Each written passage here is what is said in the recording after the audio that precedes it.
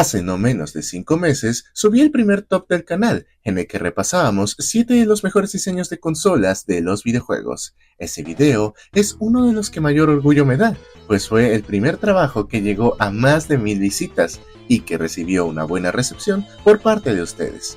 Sin embargo, es hora de conocer la otra cara de la moneda. Bien dicen que nunca hay que juzgar un libro por su portada, pero para estas consolas no existe ninguna salvación por lo feo y mal hechos que se ven. La industria de los videojuegos se caracteriza principalmente por la innovación y el atractivo diseño de sus productos, pues a la hora de escoger uno de estos aparatos nos fijamos en muchos aspectos que van desde el catálogo de exclusivos, la compañía que desarrolló el sistema y el diseño en general. Este último punto es fundamental, no solo por la estética, sino también por la comodidad y la facilidad de reparación. No obstante, parece ser que muchas empresas, por el afán de querer destacar por encima de sus competidores, sacan cosas que no solo se ven feos, sino que pasaron a la historia como modelos totalmente mal hechos y mal planificados. En esta ocasión, conoceremos cuáles fueron esos malos diseños que solo son recordados como un instructivo de todo lo que no se debe hacer en la industria. Muy buenos días, muy buenas tardes, muy buenas noches, dependiendo del día y la hora en la que estén viendo este video, sean bienvenidos una vez más a mi canal.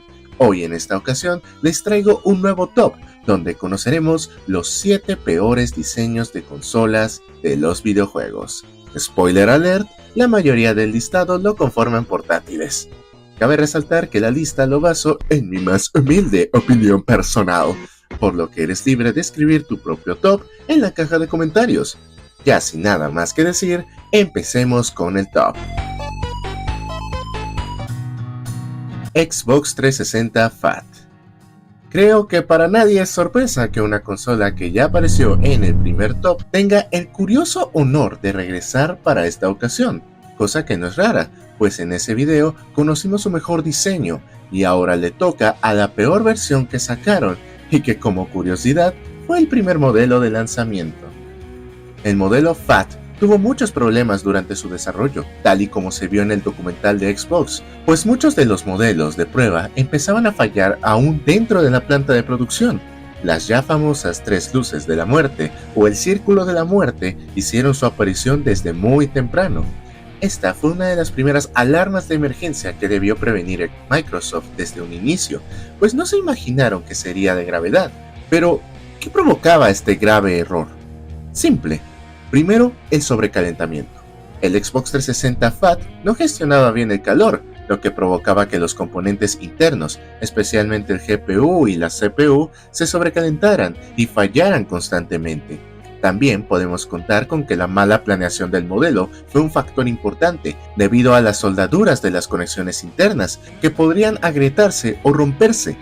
Esto era particularmente problemático con las soldaduras de la GPU, lo que resultaba en la pérdida de contacto, y por lo tanto fallos en el sistema. Algunos componentes en las primeras unidades de la 360 no eran de la mejor calidad, por lo que contribuía a fallos prematuros, además de que el sistema de enfriamiento no era suficientemente eficiente para manejar la cantidad de calor generada por la consola. Afortunadamente, los chicos detrás del Xbox 360 no se verían perjudicados por esto y se lanzarían diseños mejorados y mucho más atractivos. Atari 5200. Atari es una marca veterana que impulsó el mercado de los videojuegos en los 70s, una pionera en las consolas domésticas y el gigante en la industria que logró dominar toda una década. Sin embargo, también cometieron errores que casi destruyen este entretenimiento. Uno de esos errores, además del ya conocido crash de los videojuegos, fue su segunda consola conocida como la 5200. A pesar de las mejoras gráficas y que muchos títulos recibieron una reedición mejor, la consola simplemente no funcionaba, así que en vez de comprar una consola de videojuegos, lo que recibías era un pisapapeles muy caro. Lanzada en 1982, tuvo varios problemas que afectaron su funcionamiento y éxito en el mercado, desde sus defectuosos controles que tenían un innecesario teclado numérico y que una vez que los enchufabas se descomponían a la primera. Esto dañaba aún más la reputación de la empresa. ¿Recuerdan que les mencioné que era gigante y carísimo? Pues la Atari 5200, que costaba más de $200 para la época, era una consola grande y voluminosa, ¡como mi ancha!, lo cual no era muy atractivo para los consumidores. Su diseño físico fue criticado por ser poco práctico y estéticamente nada agradable. Además, se lanzó en un momento en el que la competencia en el mercado de las consolas de videojuegos era feroz. La mala gestión de Atari, combinada con la creciente popularidad de otras consolas y el colapso de los videojuegos en aquel entonces, afectó gravemente las ventas y el soporte para la 5200. Es realmente una pena que una consola con un gran potencial sea un fracaso, pues era mucho mejor que su hermana mayor, pero ahora sabemos cómo no vender y diseñar tus productos si quieres ser un gran empresario. Gizmondo. Esta es sin duda una de las consolas portátiles con la historia más oscura que existe, y sin lugar a duda, si sacaran un documental que hablara de este tema, sería uno de los más vistos en cualquier plataforma de streaming. Primero, porque estamos hablando de una portátil que fue creada o financiada gracias a muchos fraudes fiscales, y segundo, porque está vinculada al crimen organizado sueco. Tiger Telematics se plantó cara a cara contra las portátiles del momento como la PSP de Sony y la Nintendo DS. Lanzado en el año 2005, la consola de mano Gizmondo ofrecía mucho, pero a la vez muy poco. Algunas de sus innovaciones era que incorporaba un sistema con Bluetooth, tenía dentro de sí un GPS para rastreo. Además daba la posibilidad de meterle una tarjeta SIM para realizar mensajes de texto y daba la posibilidad de conectarse a internet, algo muy innovador para su época. Sin embargo, seamos un poco realistas. Comparado con los aparatos de ese momento, parecía más un juguete de niños que una verdadera consola de videojuegos. La pantalla era muy pequeña y con una resolución, si bien nada mal, sí que dejaba mucho que desear. Una de las quejas de aquel entonces sobre la consola eran los botones, que eran muy confusos, y la cruceta se trababa con mucha facilidad, generando una gran incomodidad a la hora de jugar. Además, su escasa biblioteca de juegos que ofrecía no le agradó a los consumidores, los cuales ya tenían bien mentalizado qué consola comprar. Todos estos factores, junto con los fraudes fiscales y el lavado de dinero por parte de la mafia sueca, llevaron al fracaso de la Gizmondo. Si quieren conocer un poco más de esta historia, les dejaré un link para ver el video de Paco Peralta hablando sobre una de las peores consolas portátiles de la historia. Mattel Intellivision. Sí, una compañía que es reconocida por juguetes tan famosos y exitosos como los Hot Wheels, Max Steel y Barbie, intentó meterse en el mercado de los videojuegos. Y ustedes dirán, seguro tuvo éxito, ¿no es así? Si Microsoft logró ganarse un lugar sin ni siquiera saber nada de videojuegos, también Mattel podría hacerlo, ¿no? Pues sí y no. Ahora les explico por qué. Lanzada en el año 1979, fue la respuesta al Atari 2600, que fue la consola por excelencia para las familias, así que Mattel la tenía bastante difícil, pero aceptó el reto y se arriesgaron a lo grande. O eso pensaron. La consola a primera vista se ve bastante bien. El problema son los componentes y sus controles que están pegados al aparato.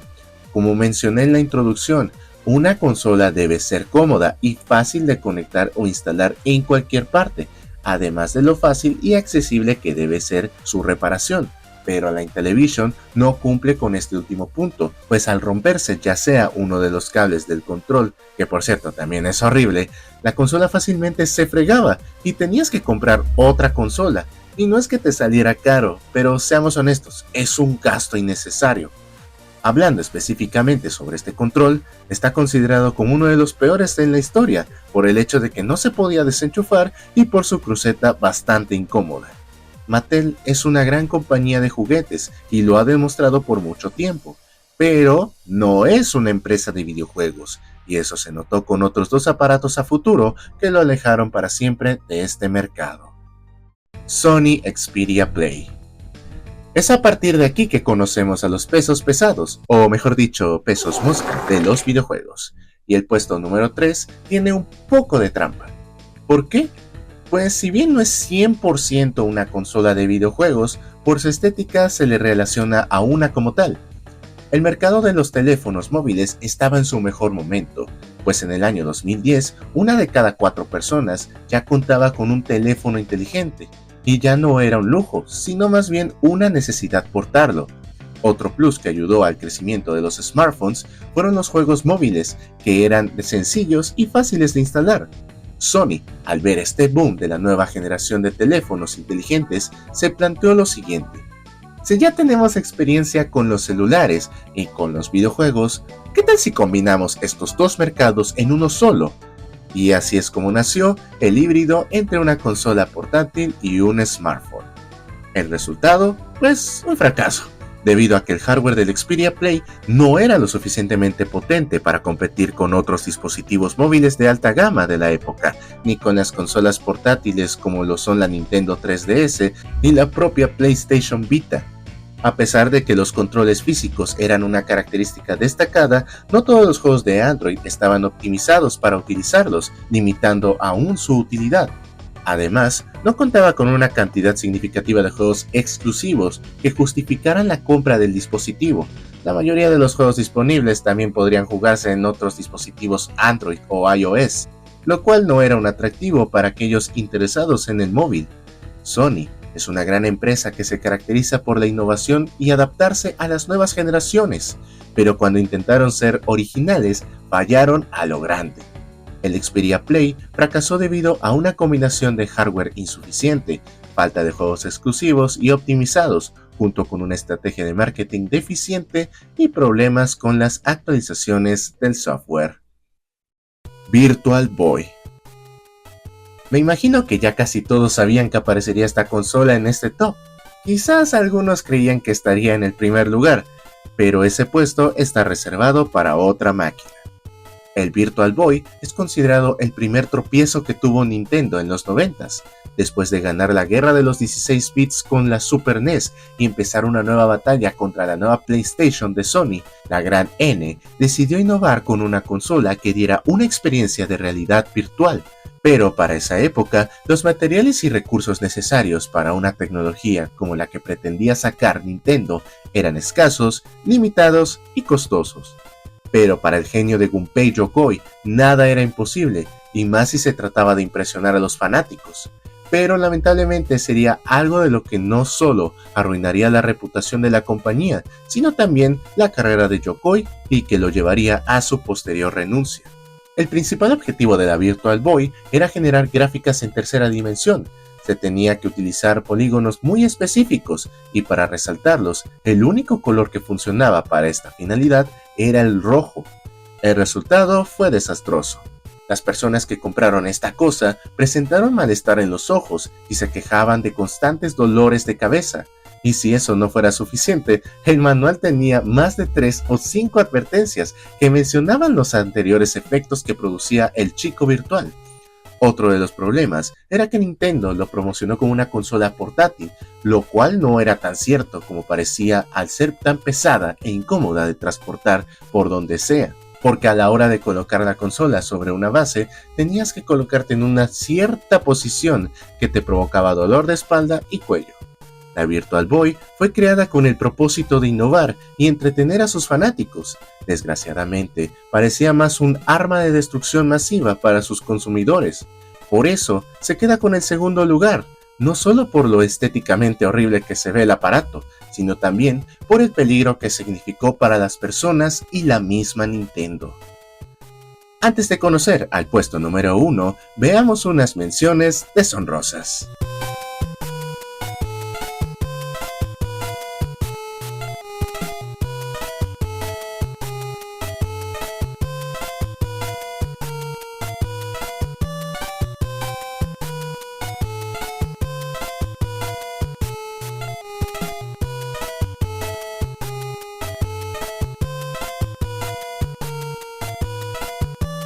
Nokia Engage. Finlandia es un país maravilloso. Es la tierra de oportunidades y crecimiento laboral por excelencia. De ahí nacieron las empresas más importantes y más grandes del mundo. Una de esas grandes compañías es Nokia, conocidos por dominar el mercado de los teléfonos durante los 90s y los 2000s.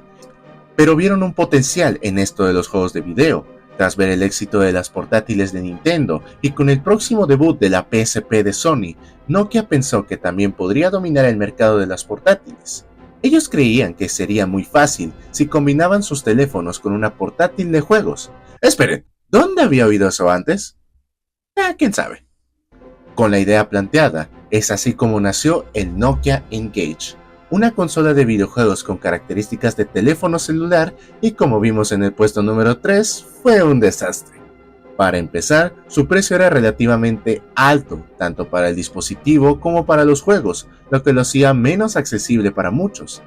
Hablando sobre su diseño y especificaciones, hubo problemas técnicos y sobre su uso que afectaron negativamente la experiencia del usuario. El dispositivo tenía una pantalla pequeña y de baja resolución en comparación con otras consolas portátiles de la época. El diseño del N-Gage era incómodo para usar tanto como teléfono como para consola de juegos. Para cambiar los cartuchos del juego, los usuarios tenían que quitar la batería, lo cual era inconveniente. Además, el diseño del teléfono obligaba a que lo sostuvieras de manera incómoda cuando hacías llamadas. He aquí una imagen que representa cómo se tenía que usar esta cosa.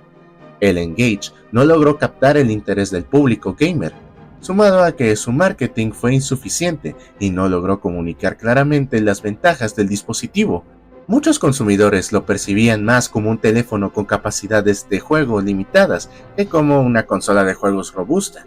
Tras el fracaso, Nokia decidió que era hora de retirarse del campo de batalla, y para el año 2005 no encontrabas ninguna N-Gage, que es recordada no solo por ser una de las portátiles menos vendidas de la historia, sino también por tener uno de los peores diseños que jamás hayan existido.